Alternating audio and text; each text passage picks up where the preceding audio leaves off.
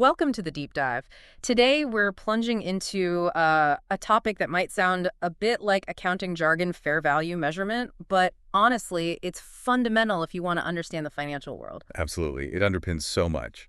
And it looks at both IFRS 13 and US GAAP's Topic 820. The two big ones. Right. So our mission today, pull out the core concepts, see where IFRS and US GAAP line up, where they differ, and, why it actually matters in practice. And it's worth remembering these rules, they influence almost any standard that requires or even just permits fair value. It's broad. Okay, let's get started then. When we say fair value, what exactly are we talking about? Okay, so the definition is pretty precise.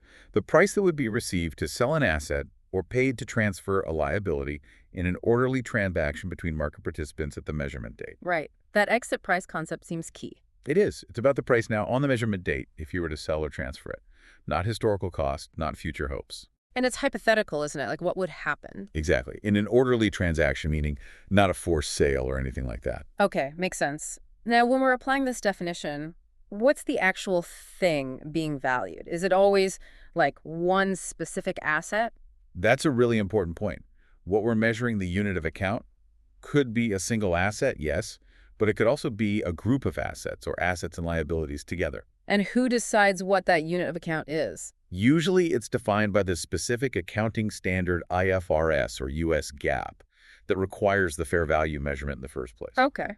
But here's a small wrinkle. IFRS doesn't always explicitly define the unit of account in every single standard. Oh, really? So that could lead to some uncertainty. It potentially could, yeah. Requires some judgment sometimes. Are there exceptions where you don't value things individually? Yes, definitely. Both frameworks actually require non-financial assets to be grouped in certain situations, though our source doesn't detail exactly when. And there's also something called the portfolio measurement exception. Ah, you mentioned that. What's the idea there? Well, it lets companies measure a group of financial assets and liabilities based on their net exposure to risk, rather than valuing each one individually, if certain conditions are met, of course.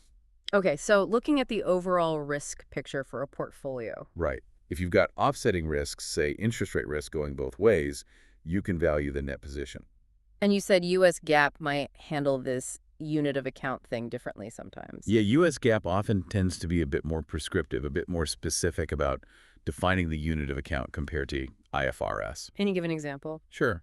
Think about a company valuing its controlling stake in a subsidiary whose shares are traded publicly.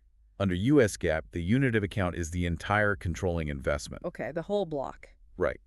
But the actual valuation technique might simply be taking the quoted market price per share and multiplying it by the number of shares held. Ah, I see. So the what is the whole investment, but the how might use the per share price. Exactly. It's a subtle distinction, but can be important. Okay. Now, back to the main definition, market participants. Who are these people? Good question. They're defined as buyers and sellers in the principal market who are independent of each other. Okay, arm's length. Yes. And they have to be knowledgeable, understand the asset or liability reasonably well, and they need to be able and willing to transact, not forced, not under duress. And the key is we use their assumptions, right? Not our company's specific plans. Precisely. Fair value reflects how market participants would see the asset or liability, considering its characteristics, condition, location, any restrictions on sale or use that a typical participant would factor in. So my company might plan to use a machine for 5 more years, but if market participants think it only has 2 years of life left, we use the 2-year assumption for fair value. That's the idea. It's about the market view, not the entity-specific view. Got it. Objective. Okay, where does this hypothetical transaction happen? It's assumed to take place in the principal market for that asset or liability, which is the market with the greatest volume and level of activity for that specific item, basically where it usually trades. And what if there isn't one obvious principal market? Then we look to the most advantageous market. Most advantageous. How do we figure that out? It's the market that would maximize the amount received for selling the asset, or minimize the amount paid to transfer the liability, after taking into account transaction costs and transport costs. Ah, okay. So costs come into play for choosing the market, but what about the final fair value price itself? Right. Transaction costs like broker commissions are used to determine which market is most advantageous, but they don't adjust the final fair value price measured in that market. Okay, so the price isn't net of those fees. What about transport costs? Transport costs are included in the fair value measurement with location is a characteristic of the asset. Think about, say, heavy equipment. The cost to get it to the relevant market would be part of its fair value. Makes sense. Location matters for some things more than others. Okay, so we know the what, the who, the where. How do we actually calculate the number? What are the methods? There are three broad valuation approaches: the market approach, the income approach, and the cost approach. Market, income, cost. Can you unpack those a bit? Sure. The market approach uses prices and other relevant info from market transactions involving identical or comparable assets or liabilities, looking at what similar things are selling for. Okay, like comps in real estate. Sort of, yeah. The income approach converts future amounts like cash flows or earnings to a single current, discounted amount. Think discounted cash flow analysis. Right, valuing future benefits. And the cost approach. That reflects the amount that would currently be required to replace the service capacity of an asset, often called current replacement cost. Okay, and we can use different specific techniques within those broad approaches. Absolutely. And the overall goal, no matter the approach or technique, is always to maximize the use of relevant observable inputs and minimize the use of unobservable inputs. Observable versus unobservable. That sounds important. It's crucial. It leads directly to the fair value hierarchy. Ah, yes, the levels. Level 1, 2, 3. Tell me about those. Okay, so level 1 is the top tier. These are unadjusted quoted prices in active markets for identical assets or liabilities that the entity can access at the measurement date. So, like a stock price on the NYSE for IBM shares. Exactly. Direct, observable, identical active market. Can't get much better than that. Okay, what's level 2? Level 2 inputs are inputs other than level 1 quoted prices that are still observable for the asset or liability, either directly or indirectly. Like what? Could be quoted prices for similar assets in active markets, or quoted prices for identical or similar assets in markets that aren't active, or inputs like interest rates, yield curves, volatilities that you can see in the market. Okay, so still market-based data, but maybe requires a bit more work or adjustment. Pretty much, you can corroborate it with market data. And then level 3, the least observable. That's right. Level 3 inputs are unobservable inputs. These rely on the entity's own assumptions about what market participants would use, developed using the best information available.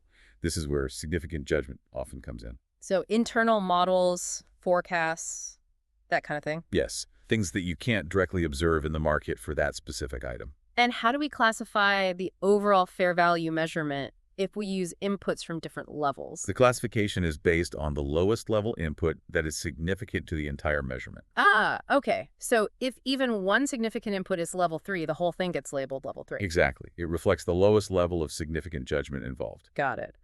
Now, what about premiums or discounts? Say I own a massive block of shares. Can I apply a discount because selling it all at once might depress the price? A blockage factor. Generally, no. Applying premiums or discounts, like a blockage factor, is usually inconsistent with fair value measurement if it reflects the size of the entity's holding, as opposed to a characteristic of the asset itself. Even if it seems economically logical. The standards view a blockage factor as specific to the seller's circumstances, holding a large block, not inherent to the share itself. So it's not typically allowed in the fair value per share, regardless of the level. Same goes for control premiums when valuing individual instruments that don't themselves convey control. Interesting. So stick to the unit of account and its inherent characteristics. That's the principle. Unless the premium or discount is somehow already reflected in the inputs being used, or if the unit of account itself implies it. Okay. What about when we first acquire an asset or assume a liability? Is the price we paid always the initial fair value? Usually the transaction price is the entry price and will equal the fair value, the exit price, but not always. When might they differ? Well, maybe the transaction was between related parties, or it happened under duress, or the transaction takes place in a market different from the principal market. In those cases, the transaction price might not represent the fair value. And if they differ, we might have a gain or loss on day one. Potentially, yes. Yeah. A day one gain or loss. Right. It's the difference between the transaction price and the fair value measured at initial recognition. How is that treated? Straight to the income statement. Generally, yes, recognized in profit or loss immediately, unless the specific standard says otherwise. I sense a difference coming. There is one for financial instruments under IFRS. IFRS 13 says you cannot recognize that initial day one gain or loss immediately unless the fair value is evidenced by a level 1 input, that quoted price, Okay. or it's based on a valuation technique that only uses data from observable markets. So if your initial fair value relies on level 2 adjustments or level 3 inputs under IFRS, you have to defer that gain or loss. Correct. You defer it and recognize it over time, typically as the inputs become more observable or the instrument runs off. And US GAAP. US GAAP doesn't have that specific restriction. It's generally less restrictive about recognizing day one gains or losses. Wow, that's quite a practical difference in accounting outcomes right from the start. It really is. Shows how seemingly similar frameworks can diverge. Okay, let's shift to non-financial assets, buildings, equipment, land. I've heard the term highest and best use. How does that fit in? Right. For non-financial assets, fair value is measured based on their highest and best use from a market participant's perspective. Meaning? Meaning, how would a market participant maximize the value of that asset? Is it using it as it is currently, or perhaps combining it with other assets, or using it differently altogether? So we have to consider the potential uses. Yes. The use must be physically possible, legally permissible, and financially feasible. We generally assume the current use is the highest and best use, unless market factors suggest otherwise. Like that parking lot example you mentioned, if developing it is possible, legal, feasible, and more valuable, that's the basis for fair value. Exactly. Even if the current owner has no intention of developing it, it's the market participant view. Okay. Now let's flip to the other side of the balance sheet, liabilities, Yeah. and also a company's own equity instruments. How do we value those? The assumption is that the liability or equity instrument is transferred to a market participant at the measurement date. They would take on the obligation or the rights. And if there's no active market for transferring that specific debt or equity, Then we might look at it from the perspective of the party who holds the corresponding asset, if one exists, yeah. or we use valuation techniques from the perspective of the entity transferring the liability or equity. And what about credit risk, our own company's creditworthiness? Definitely included. Yeah. The fair value of a liability must reflect non-performance risk. That includes, very importantly, the entity's own credit risk. So if our company's credit rating goes down, the fair value of our debt might actually decrease because the risk of us not paying has gone up. That's correct. It seems counterintuitive, but it reflects the market's view of the liability's value. What about guarantees if someone else guarantees our debt? Good question. If there's an inseparable third-party credit enhancement, like a guarantee, it's generally not included in the fair value measurement of the liability itself. US GAAP has specific guidance on separating these. IFRS is less detailed on this point. Okay. And one quick thing, demand liabilities, like a deposit account. Right. The fair value can't be less than the amount payable on demand, discounted from the first date payment could be required. Basically what you could pull out right now. Makes sense. Okay, let me revisit that portfolio exception quickly. You said it's for offsetting risks. Yes, it allows an entity to measure a group of financial assets and liabilities, and certain non-financials under US GAAP, based on the net exposure to market risks or counterparty credit risk. If they manage the group that way. Exactly. If they manage the group based on net exposure, document it, and meet other criteria, they can choose to measure the fair value of the net position for a particular risk. Instead of summing up individual fair values. Correct. It better reflects how the risks are actually managed in that portfolio. Got it. Now, NAV net asset value, we hear that a lot with funds. Is NAV fair value? Another interesting difference. Under IFRS, there's no general practical expedient allowing NAV to be used as fair value. NAV might approximate fair value, but only if it represents the price in an orderly transaction at the measurement date. But under US GAAP. US GAAP does provide a practical expedient. Under certain conditions, particularly for investments in certain investment companies or funds that don't have a readily determinable fair value, an entity can use the reported NAV per share as the fair value. So a shortcut available in US GAAP that's not there in IFRS. Essentially, yes, for specific types of investments meeting specific criteria. What about when markets dry up, become inactive? How does that affect fair value? Well, an active market needs sufficient frequency and volume. If there's a significant decrease in volume or activity, that's a red flag. A sign the market might be inactive.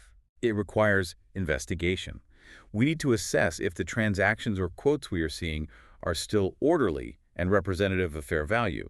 Prices from inactive markets might need adjustment, Or we might need to rely more heavily on other valuation techniques. So more judgment required when things get quiet. Definitely. You can't just blindly use the last traded price if the market is seized up. You need to consider if it's still relevant. Okay. Given all this complexity, especially with levels 2 and 3, disclosures must be pretty important. Hugely important. Both IFRS and US GAAP require extensive disclosures about fair value measurements. What kind of things do they require? Things like the fair value measurements categorized by level in the hierarchy, level 1, 2, 3. For recurring level 3 measurements, there are significant extra disclosures needed Why more for level 3? because they involve the most judgment and unobservable inputs. Users need to understand the sensitivity of those measurements to the assumptions made. Is there a difference in disclosure requirements too? Yes, several. For example, IFRS requires a quantitative sensitivity analysis for level 3 financial instruments, showing a profit or loss or equity would change if those unobservable inputs were different. US GAAP doesn't require that specific analysis. Ah, that's a big one. Also, under US GAAP, investments valued using that NAV practical expedient don't need to be categorized in the hierarchy. And US GAAP generally has somewhat simplified disclosures overall, plus exemptions for non-public entities from certain requirements. So potentially less transparency under US GAAP in some areas, especially around level 3 sensitivity for financials. You could interpret it that way, yes. Different philosophies on the level of detail needed. Are there any changes coming up that we should be aware of? Our source material doesn't flag anything imminent under IFRS, but under US GAAP, there are amendments clarifying the treatment of contractual restrictions on the sale of equity securities. Oh, what's the clarification? Basically, that such a restriction is specific to the holder and shouldn't be considered part of the fair value measurement of the security itself, nor treated as a separate unit of account. There will also be new disclosure requirements about these. When does that kick in? For non-public entities, it's effective for annual periods beginning after December 15th, 2024. Okay, good to know. Well, this has been incredibly insightful. We've covered the definition, unit of account, market participants, valuation techniques, the hierarchy, specific asset liability issues, and disclosure differences between IFRS and US GAAP. It's a lot to absorb, definitely. The core concepts are similar, but those differences in application and disclosure can really matter. They certainly can. Which leads to a final thought. Given these differences, the varying levels of judgment allowed, especially in level 3, the practical expedients like NAV under US GAAP, the different disclosure regimes, how does this impact the comparability of financial statements across borders? If you're an investor looking at companies reporting under different standards, what should you be asking yourself when you see significant assets or liabilities measured at fair value? That's the critical question, isn't it? How much reliance can you place on those numbers knowing the underlying rules and judgments might differ? Exactly. Something for our listeners to definitely ponder. Thank you so much for breaking down this complex topic for us. My pleasure. It was a good discussion.